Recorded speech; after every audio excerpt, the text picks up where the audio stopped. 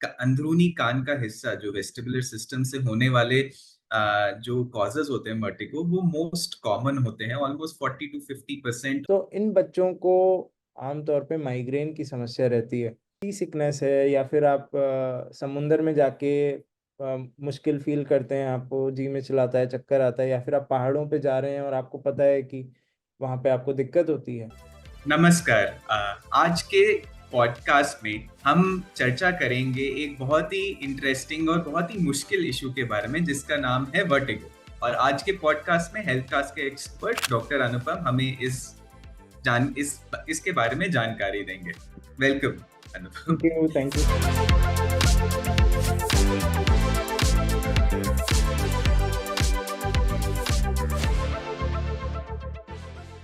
सो definitions के साथ start करते हैं। एक आम चीज है वर्टिगो या चक्कर आना। तो आप इस सिम्टम को मतलब अगर एक्सप्लेन करना चाहेंगे हमारे व्यूअर्स को, लिसनर्स को, तो आप कैसे बताएंगे कि क्या होता है वर्टिगो? देखिए, चक्कर आना एक बहुत ही आम लक्षण है, और हमारे देश में इसको विभिन्न तरह के लक्षणों के लिए यूज़ किया जाता है कि मुझे चक्कर आ रहा है। चक्कर आने का सिंपल मीनिंग ये भी हो सकता है कि आपको अच्छा नहीं लग रहा, आपका सिर भारी है, या फिर आपका मूड नहीं कर रहा बिस्तर से उठने का, उसको भी लोग चक्कर आने का नाम दे देते हैं। स्पेशली अगर हम देखें तो हमारे देश में एनीमिया यानी खून की कमी की जो प्रेवलेंस है, जो इसका इंसिडेंस है, वो बहुत ज़्यादा है। तो ऐसे में हमारी ज़्यादातर जो महिलाएं हैं उनमें खून की कमी हम पाते हैं, और इनको सिर पे दर्द होना या फिर वीकनेस लगना, कमज़ोरी लगना, थकान लगना बहुत आम बात है। तो ऐसी महिलाएं आमतौर पे चक्कर आने का लक्षण बोल देती हैं, और आमतौर पे एक बहुत ही ब्रॉड टर्म की तरह इसको यूज़ किया जाता है हमारे देश में।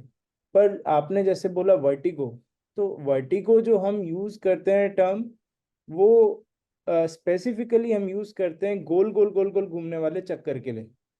और इसके बहुत ही लिमिटेड से बहुत ही कम बीमारियों में ऐसा हम पाते हैं।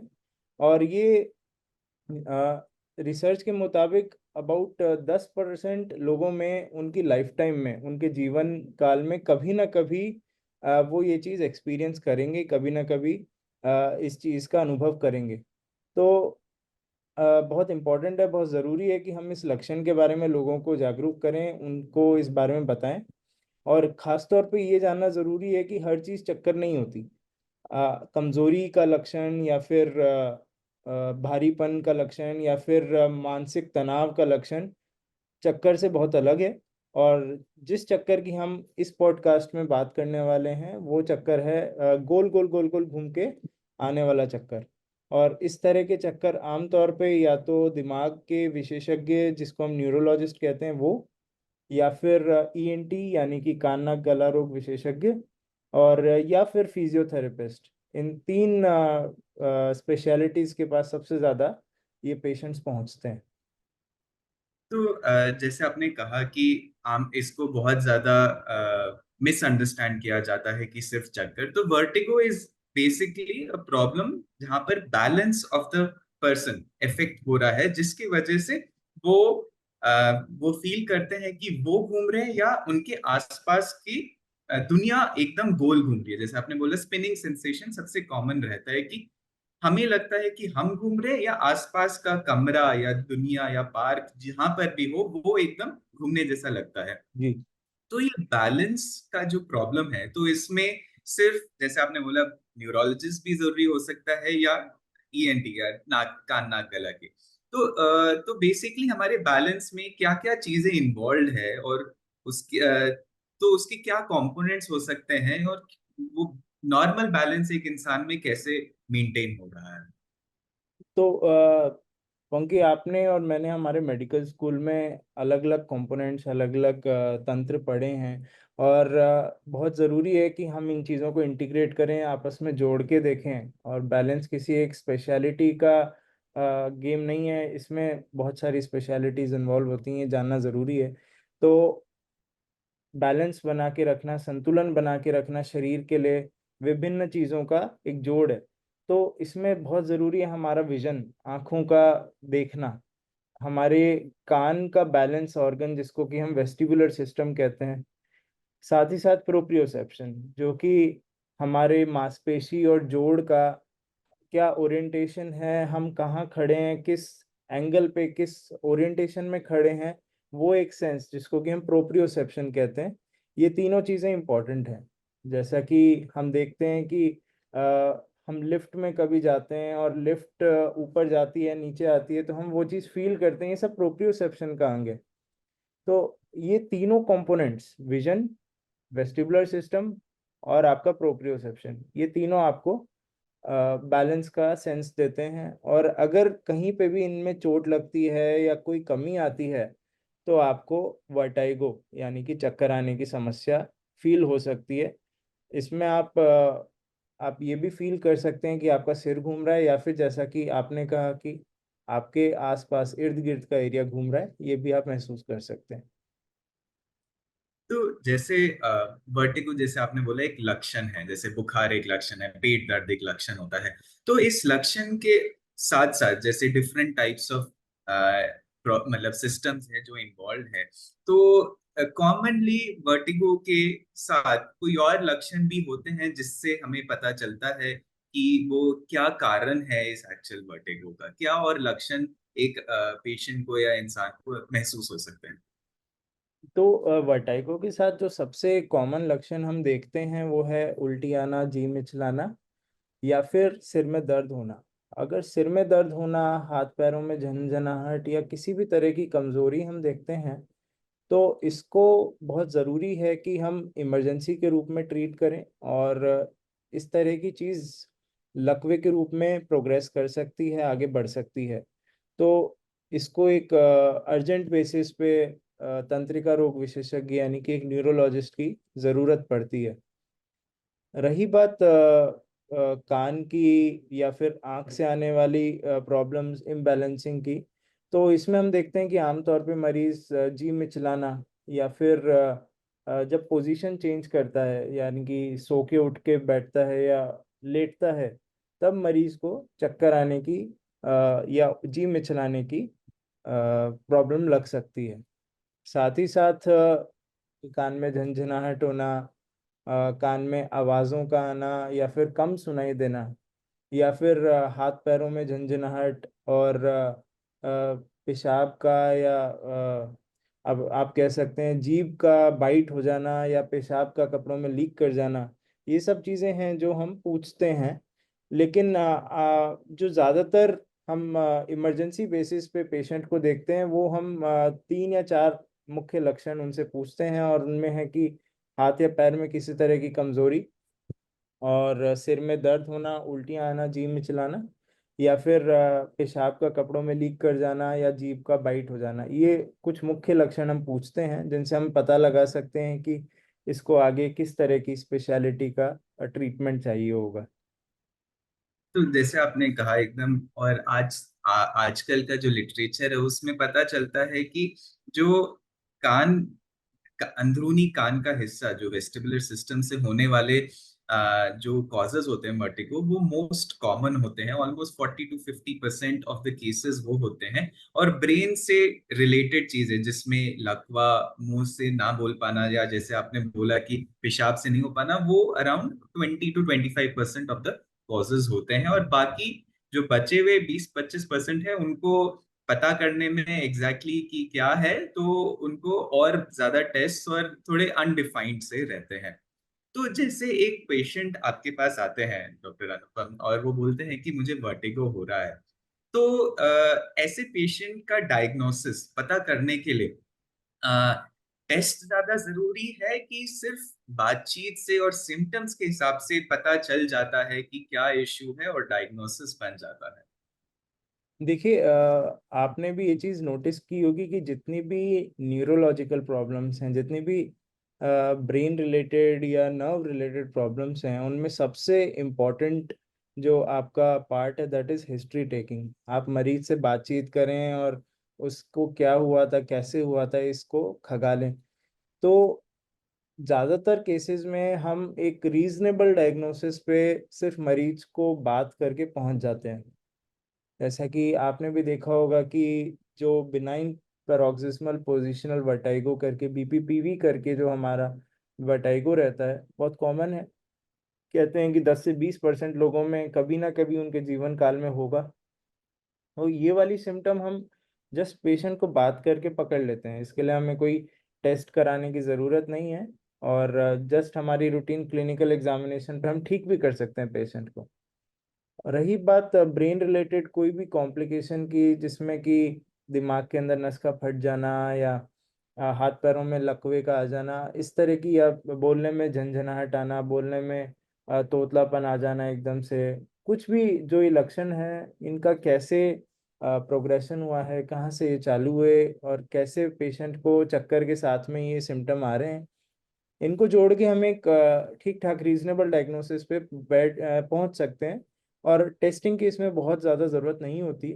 पर हम 2024 में रह रहे हैं, तो कंफर्मेशन करने के लिए टेस्ट हमें कराना होगा।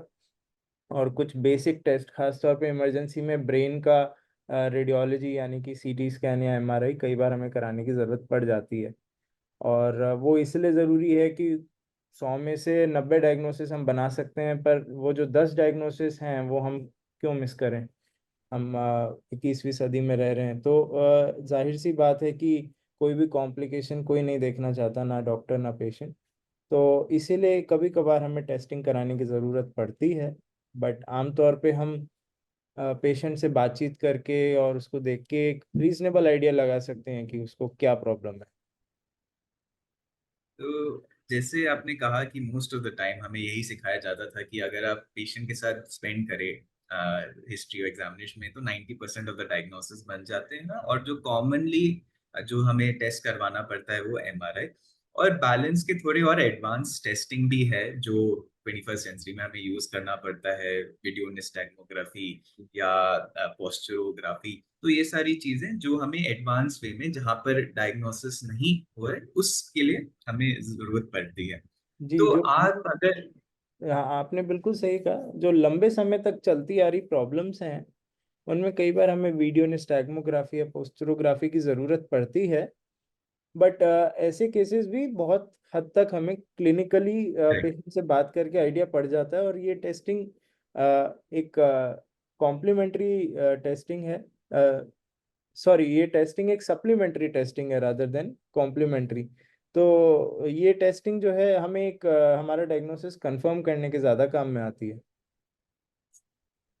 तो जब आप क्लिनिक में रहते हैं तो मोस्ट कॉमनली आपने कहा कि बीपीपीवी जो एक सिम्टम, जो एक डायग्नोस, जो एक कंडीशन है, तो उसके साथ पेशेंट्स आते हैं। तो बीपीपीवी के अलावा और कौन से कॉमन डिसऑर्डर्स हैं जिसके जिसके साथ पेशेंट्स आते हैं, और ज्यादा मतलब आप थोड़ा अगर बता पाएंगे कि उनका कैसे कैसे ट्रीटमेंट होता है। जैसे बीपीपीवी का आपने कहा कि जस्ट क्लिनिकल एग्जामिनेशन, उनको सर्टन पॉस्चर्स या मनूवर्स करके आप पता कर सकते हैं। तो वैसे और क्या डायग्नोसिस आप जनरली देखते हैं अपने क्लिनिक तो देखिए, बहुत कुछ डिपेंड करता है आप किस सेटिंग में बैठे हैं, आप कहाँ बैठे हैं। अगर आप एक मेडिसिन की ओपीडी में बैठे हैं और आप एक छोटे स्तर का क्लिनिक या नर्सिंग होम चला रहे हैं, तो वहाँ पे सबसे कॉमन मैंने आपको बताया कि महिलाओं में या फिर पुरुषों में भी हम देखते हैं कि न्यूट्रिशनल डेफिशिएंसीज, में? जिसमें कि आयरन डेफिशिएंसी या B12 आयरन। डेफिशिएंसी बहुत कॉमन है। और ये वाले पेशेंट चक्कर बोल के आते हैं, हालांकि इनको गोल गोल घूमने वाला चक्कर नहीं आएगा, इनको नहीं आता। कमजोरी वाले लक्षण ज़्यादा आते हैं। अगर आप एक न्यूरोलॉजिस्ट यानी कि तंत्रिका रोग विशेषज्ञ हैं और आपके पास चक्कर की प्रॉब्लम आती है, तो फिर अगेन आप देखेंगे कि आप इमरजेंसी में उस पेशेंट को देख रहे हैं या फिर आप एक रूटीन ओपीडी में उस पेशेंट को देख रहे हैं। अगर पेशेंट इमरजेंसी लेके आता है जिसमें एकदम से उसका चक्कर आना स्टार्ट हो गया है, तो फिर आप दिमाग के अंदर हेमरेज हो जाना या फिर किसी भी तरह का लकवा सस्पेक्ट करेंगे, जो कि जानलेवा भी हो सकता है। तो ऐसे पेशेंट को आप थोड़ा प्रायोरिटी पे प्राथमिकता देंगे। और अगर आप रूटीन ओपीडी में ऐसे पेशेंट्स को देखते हैं, तो अगेन आप B12 डेफिशिएंसी या फिर डीमाइलिनेटिंग डिसऑर्डर जिनको हम मेडिसिन में बोलते हैं, जिसमें हमारा प्रोप्रियोसेप्शन का सेंस कम हो जाता है, वो सब हम इवेलुएट करना चाहेंगे। अगर आप ईएनटी की ओपीडी में बैठे हैं तो बीपीपीवी के साथ में जो सबसे कॉमन चीज़ें हम देखते हैं वो है माइग्रेन, और मेनियर्स डिजीज करके एक प्रॉब्लम और रहती है जिसको कि हम बड़ा कॉमनली देखते हैं। अगर आप एक पीडियाट्रिशियन से पूछें, बच्चों के स्पेशलिस्ट से पूछें, तो बच्चों में जो चक्कर की प्रॉब्लम आती है वो बहुत बार हमें ठीक से बता नहीं पाते, बहुत बार खुद को जाहिर नहीं कर पाते। तो इन बच्चों को आमतौर पे माइग्रेन की समस्या रहती है, और इन बच्चों का भी जो सिम्टम्स हैं, जो लक्षण हैं, वो सिर दर्द या फिर जी मिचलाना या फिर किसी भी तरह की और कमजोरी या फिर चिड़चिड़ापन, इस तरह से वो प्रेजेंट कर सकते हैं। तो बहुत कुछ डिपेंड करता है कि आप कहाँ बैठे हैं, आप किस सेटिंग में बैठे हैं, उस तरह के पेशेंट आपके पास आएंगे। और आपको ये जानना ज़रूरी है कि आपके पास जिस तरह के मरीज आ रहे हैं उनमें कॉमन प्रॉब्लम्स क्या क्या हैं, और कब आपको उस मरीज को किसी दूसरी स्पेशलिटी की तरफ डायरेक्ट करना है, और वो बहुत इंपॉर्टेंट है। ये आपने बहुत इंपॉर्टेंट चीज कही लास्ट में, कि हमें पता होना चाहिए कि कब दूसरे विशेषज्ञ का यूज या हम उनका ओपिनियन लेना कब जरूरी समझे और उसको रिकग्नाइज करें। 100। एक और कॉमन चीज है जो प्रॉब्ली एक मिथ है जिसके बारे में मैं कहा कि आजकल के डेज में यंगस्टर्स एंड ऑल जो अपना कंप्यूटर वर्क ज्यादा कर रहे हैं और वो सब कर रहे हैं, and they come with the diagnosis की प्रॉबेबली मुझे सर्वाइकल पेन है और उसकी वजह से मुझे चक्कर आ रहा है। आपका क्या मानना है कि ये एक अननेसेसरी डायग्नोसिस है या ओवर डायग्नोसिस है जो आजकल कहा जाता है? तो what do you feel about that? So बहुत कंट्रोवर्शियल, बहुत विवादास्पद टॉपिक है, इवन मेडिकल फ्रेटर्निटी में भी। अभिलाष, तो बहुत लोग मानते हैं कि सर्वाइकल वर्टाइगो यानी कि गर्दन से जुड़ी प्रॉब्लम से या स्पॉन्डिलोसिस से चक्कर आ सकता है, और बहुत लोग मानते हैं कि ये चक्कर नहीं है, ये दूसरी तरह का एक वीकनेस है या झंझनाहट है या दिमाग में खून की कमी हो जाना, इस तरह के लक्षण आते हैं।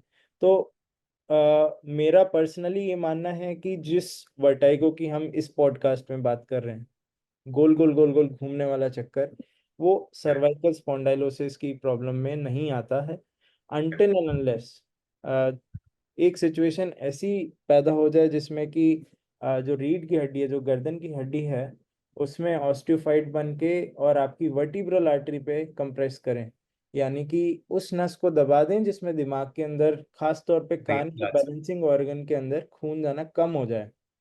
तो उस स्थिति में जरूर आपको गोल गोल गोल गोल तरह के चक्कर आ सकते हैं। पर वैसी जो सिचुएशन है वो बहुत रेयर है, बहुत कम देखी जाती है। आमतौर पे जो सर्वाइकल स्पॉन्डाइलोसिस का पेशेंट है उसको गर्दन घुमाने पे झटके आ सकते हैं, उसको एक बार को ये लग सकता है कि उसका जो शारीरिक तंत्र है वो मैच नहीं कर रहा बाकी बॉडी ऑर्गन से। तो ये एक प्रोप्रियोसेप्शन की प्रॉब्लम वो फील कर सकता है, गर्दन में पेन वो फील कर सकता है, सिर में भारीपन वो फील कर सकता है, पर गोल गोल चक्कर आने की प्रॉब्लम नहीं फील करता।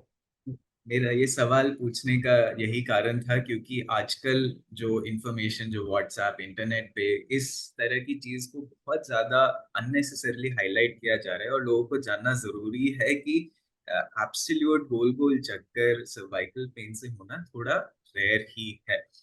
हाँ, पे हम नहीं देखते हैं, और बहुत रेयर है कि हम ऐसी सिचुएशन देखें जब ये वर्टिब्रल आर्टरी को कंप्रेस करे और दिमाग में खून की कमी लाए।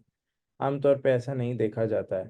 पर जाहिर सी बात है, ये ऐसा विषय है, ऐसा सब्जेक्ट है जिसमें एक रूटीन डॉक्टर की, एक फिजिशियन डॉक्टर की या फिर एक एमबीबीएस डॉक्टर की बहुत एक्सपर्टीज नहीं होती है। करेक्ट। तो ये बहुत बार एट्रीब्यूट कर दिया जाता है, बहुत बार सर्वाइकल स्पॉन्डाइलोसिस को एक विक्टिम बना दिया जाता है, जबकि ऐसा है नहीं। डॉक्टर अनुपम, ऐसे जो मेडिकेशंस हैं वर्टिगो के लिए, उसमें भी काफी मतलब बहुत ही लॉन्ग टर्म प्रिस्क्राइब करी जाती हैं और काफी इनअप्रोप्रिएटली भी प्रिस्क्राइब करी जाती हैं। जी। तो अगर आप गाइड करना चाहें किसी भी पेशेंट को जिनको वर्टिगो से काफी दिन से प्रॉब्लम है, तो कॉमनली क्या मेडिकेशंस कैसे प्रिस्क्राइब करते हैं, थोड़ा ओवरऑल एक थोड़ा समरी टाइप बता देखिए, ये थोड़ा सेंसिटिव मुद्दा है, और अलग अलग डॉक्टर्स का अलग अलग तरीका रहा है वर्टाइगो को अप्रोच करने का। तो आई थिंक इस पॉडकास्ट में हमें किसी को ये सिखाना नहीं चाहिए कि कौन सी दवाई किस तरीके से काम आएगी। पर जहाँ तक है, कुछ मेडिसिन्स कॉमन हैं जिनके बारे में हम सेफली बता सकते हैं अपने व्यूअर्स को। तो अगर आपको सी सिकनेस है, या फिर आप समुंदर में जाके मुश्किल फील करते हैं, आपको जी में चलाता है, चक्कर आता है, या फिर आप पहाड़ों पे जा रहे हैं और आपको पता है कि वहाँ पे आपको दिक्कत होती है, तो सिनारिजीन टैबलेट आती है, या फिर एवोमीन की टैबलेट आती है, वो आप यूज़ कर सकते हैं। और ये काफ़ी रिलैक्स करती है आपके बैलेंसिंग सिस्टम को। खासतौर पे जो कान का बैलेंसिंग सिस्टम है, वेस्टिबुलर सिस्टम, उसको ये रिलैक्स करती है और उसको इरिटेट होने से बचाती हैं। और बहुत कंडीशंस में जिनमें कान का चक्कर बोला जाता है, या वेस्टिबुलर सिस्टम का प्रॉब्लम है, उसमें टैबलेट सिनारिजीन या टैबलेट प्रोक्लोपेराजीन, जो कि जीभ के नीचे रख के भी दी जाती है बहुत सारे पेशेंट्स को, इसको हम यूज़ करते हैं। और ये कोई बहुत नुकसान देने वाली मेडिसिन नहीं है। पर फिर भी मेरी राय यही है कि हमारे व्यूअर्स बिना किसी मेडिकल प्रेस्क्रिप्शन के, है। बिना किसी डॉक्टर से सलाह किए ये मेडिसिन्स ना यूज़ करें। और भी मेडिसिन्स हैं जो कि थोड़ा कंट्रोवर्शियल हैं, और इवन मेडिकल फ्रेटर्निटी में भी उनके ऊपर काफ़ी डिबेट है कि कौन सी मेडिसिन सही है, कौन सी नहीं। तो उनको आई थिंक हम यहाँ डिस्कस ना करें तो अच्छा है। नहीं नहीं, बिल्कुल ये कोई बिल्कुल भी ऐसा इरादा नहीं था कि, बट डेफिनेटली बिना प्रिस्क्रिप्शन के यूज करना कोई भी जरूरी नहीं है।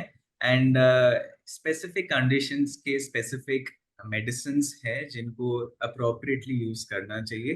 तो पीपल सफरिंग फ्रॉम वर्टिगो, उनको ऐसे नहीं लगना चाहिए कि कुछ है कि जो उनको लॉन्ग टर्म या लाइफ लॉन्ग लेने की जरूरत पड़े। They specific medicines for specific duration for specific conditions, जी, ऐसा बहुत ही। सारे जो वर्टाइगो के चक्कर के पेशेंट हैं, उनमें एक लक्षण जुड़ जाता है जैसे जैसे उनकी प्रॉब्लम आगे बढ़ती है, और वो लक्षण है घबराहट या एंजाइटी।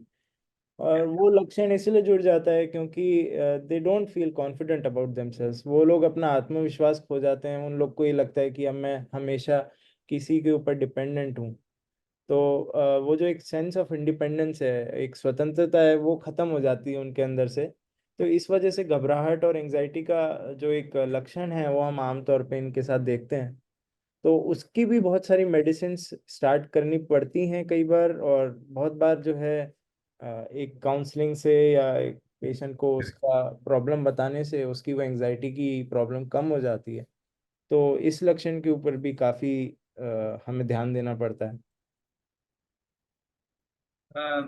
लास्ट में एक preventive sort of a question कि हम अपना balance system different age groups में, एल्डरली पेशेंट्स में या उनमें थोड़े ऐसे एक्सरसाइजेस या ऐसे कोई चीजें कर सकते हैं जिससे हम अपना बैलेंस सिस्टम थोड़ा कंडीशनड रखें, या कॉमन एक हेल्दी एक्सरसाइजेस के तौर पे कर सकें, तो वो उसके बारे में आप कुछ सजेशन देना चाहेंगे? बिल्कुल। बैलेंस सिस्टम मैंने जैसे स्टार्टिंग में बताया कि तीन चीज़ों से मिलके बनता है। आपकी आंख से, आपके कान के वेस्टिबुलर सिस्टम से, और आपके प्रोप्रियोसेप्शन से। तो देखिए, आंख को हम ताकतवर नहीं बना सकते।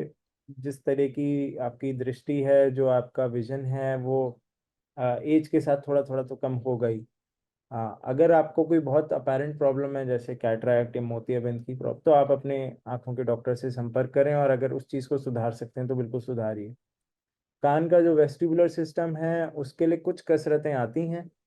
आप अपने ईएनटी स्पेशलिस्ट से बात करके और उनको स्टार्ट कर सकते हैं। ये मेनली आपकी आंख और आपके गर्दन के मूवमेंट के ऊपर सारा डिपेंड करता है कि वेस्टिबुलर सिस्टम हम कैसे स्ट्रांग बना सकते हैं, कैसे हम उसको ताकतवर बना सकते हैं। रही बात प्रोप्रियोसेप्शन की, तो प्रोप्रियोसेप्शन को अगेन ताकतवर बनाने के लिए जितने भी मस्कुलर स्केलेटल जो कि हमारी एक्सरसाइजेज हैं, स्पेशली जो फ्लेक्सिबिलिटी आपकी चैलेंज करती हैं, यानी कि योगा एक्सरसाइजेज जो हैं वो आपके प्रोप्रियोसेप्शन को स्ट्रांग बनाती हैं। इसके साथ ही मैं एक बहुत इम्पॉर्टेंट चीज़ बताना चाहूँगा जो स्पेशली उन लोगों के लिए है जिनको चक्कर आने की प्रॉब्लम है, या फिर एज उनकी ज़्यादा है, बुज़ुर्ग लोग हैं और कभी कभी गिरने की या कमज़ोरी फील करने की प्रॉब्लम है। खास तौर पे रात में उठते टाइम, नींद में उठते टाइम, या उनको ज़रूर ये एक नाइट बल्ब टाइप की चीज़ साथ में रखनी चाहिए, अंधेरे में ना उठें, अपने प्रोप्रियोसेप्शन को चैलेंज ना करें, और ध्यान रखें कि आप फिसलें ना, क्योंकि ये चीज़ बहुत कॉमन है। और एक 60 ईयर्स के बाद में फ्रैक्चर्स का जो इंसिडेंस है वो बहुत ज़्यादा हो जाता है, बहुत ज़्यादा फ्रैक्चर्स देखते हैं हम। और ये सिंपली अगर हम कुछ प्रिवेंटिव मेजर्स लें, जैसे कि रात में नाइट बल्ब लगा के सोएं ऐसे बुजुर्गों के पास, या फिर उनको एंटी स्किड मैट्स दे दें बाथरूम के अंदर, या फिर उनके टॉयलेट शीट्स पे उनको रेलिंग का सपोर्ट प्रोवाइड कर सकें, बेड पे उनको सिंपल रेलिंग का सपोर्ट प्रोवाइड कर सकें, तो उससे ये गिरने की, फॉल्स की प्रॉब्लम को काफ़ी हद तक हम बचा सकते हैं। और उनको भी थोड़ी बहुत मस्कुलर एक्सरसाइजेज के लिए हमें इनकरेज करना चाहिए। बेसिक एक्सरसाइजेज हमेशा उनको प्रोप्रियोसेप्शन को इम्प्रूव करेंगी। नहीं, और sudden posture changes also elderly में, मतलब बिल्कुल उनको बीपी फ्लक्चुएशन, क्योंकि बॉडी एज कर रहा है तो उसकी वजह से भी उनको गिरने की क्षमता बढ़ बिल्कुल, जाती है, तो एकदम से अवॉइड खड़ा करना होना, चाहिए सडन। बिल्कुल बिल्कुल एकदम से खड़ा होना या एकदम से बैठ जाना लेटे हुए में, वो अवॉइड करना चाहिए। धीरे धीरे उठने का या थोड़ा सा पैर चलाने के बाद उठने का एडवाइस हम ऐसे पेशेंट्स को देते हैं। और ज़रूरी है कि सबसे आई थिंक इम्पॉर्टेंट चीज़ है प्रिवेंशन की, आपने बात करी कि हम फॉल प्रिवेंट करें, पेशेंट का गिरना प्रिवेंट करें, वो बहुत ज़रूरी है। थैंक यू अनुपम, आपने वर्टिगो के सारे स्पेशलिटीज से रिलेटेड इश्यूज के बारे में एक बहुत अच्छा समरी दिया, और आई थिंक जो भी लोग सफर कर रहे हैं उनको एक डेफिनेट आइडिया होना चाहिए कि बहुत सारे इश्यूज हैं जो हमारे बैलेंस को मेंटेन करते हैं, और किस समय किन के पास जाना चाहिए, और कैसे मेडिसिन यूज करने चाहिए, और इन द एंड कि how to prevent it in future for patients, and जो जरूरी है बैलेंस को हेल्दी रखने के लिए। सो बिल्कुल, बचाव बहुत ज़रूरी है। और अपने आप डॉक्टर की सलाह ज़रूर मानिए। अगर वो बोलते हैं कि आपको अभी चक्कर आने की प्रॉब्लम है, आप भारी वज़न उठाने से या ड्राइविंग करने से बचिए, तो आपको वो सलाह ज़रूर माननी चाहिए। और जैसा कि मैंने फॉल प्रिवेंशन मेजर्स बताए, वो उनका पालन करना एक वर्टिगो पेशेंट के लिए या एक बुज़ुर्ग व्यक्ति के लिए बहुत ज़रूरी है। Okay, thank you for that, and thank you for listening all the viewers, thank you. Thank you everybody.